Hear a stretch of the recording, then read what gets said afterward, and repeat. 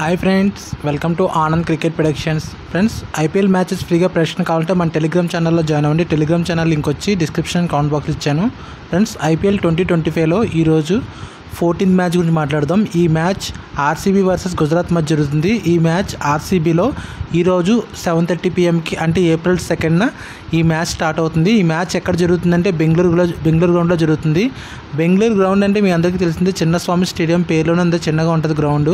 So ఈ pitch అనగానే మీ అందరికి గుర్తుకొచ్చేది హై స్కోరింగ్ మ్యాచ్. ఈ పిచ్లో ఈజీగా 200 కొట్టేస్తారు ఏ టీం అయినా. ఎప్పుడో రేర్గా ఒక్కొక్క టీం 150 లోపు అవుతుంది తప్ప మ్యాక్సిమం 100కి 90 మ్యాచెస్ ఈజీగా 200 వరకు కొడతారు.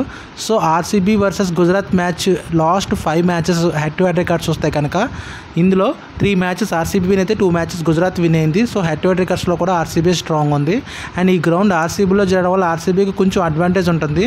కాకపోతే గుజరాత్ టీం కూడా తక్కువ అంచనా ఫ్రెండ్స్. లాస్ట్ మ్యాచ్ గుజరాత్ చూస్తే కానీ ముంబై ఇండియన్స్ లాంటి స్ట్రాంగ్ టీంని కొట్టి వస్తుంది కాబట్టి గుజరాత్ టీం కూడా చాలా స్ట్రాంగ్ ఉంది.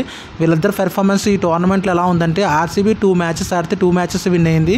ముఖ్యంగా సిఎస్కే, కోల్కతా లాంటి టీంని కొట్టి వస్తుంది ఆర్సీబీ.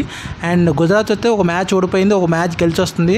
వాళ్ళకు బిగ్ అడ్వాంటేజ్ ఏంటంటే వాళ్ళ ప్లేయర్స్ టాప్ ఆర్డర్ బ్యాట్స్మెన్ మంచి ఫామ్లో ఉన్నారు. ముఖ్యంగా గిల్, సుదర్శన్కి ఈ మ్యాచ్ కనుక డ్రాప్ అయితే ఇంజురీ కారణంగా ఆర్సీబీకి అడ్వాంటేజ్ ఎక్కువ ఉంటాయి. టాస్ వేసిన టెలిగ్రామ్లో ఫైనల్ విన్ అనౌన్స్ చేస్తున్నప్పుడు మీరు కన్ఫర్మ్ చేసుకోకండి. అలాగే ఈ పిచ్లో యావరేజ్ స్కోర్స్ వస్తాయి కనుక ఇప్పటివరకు జరిగిన మ్యాచెస్లో 170 అబోవ్ ఈజీగా కొడుతున్నారు.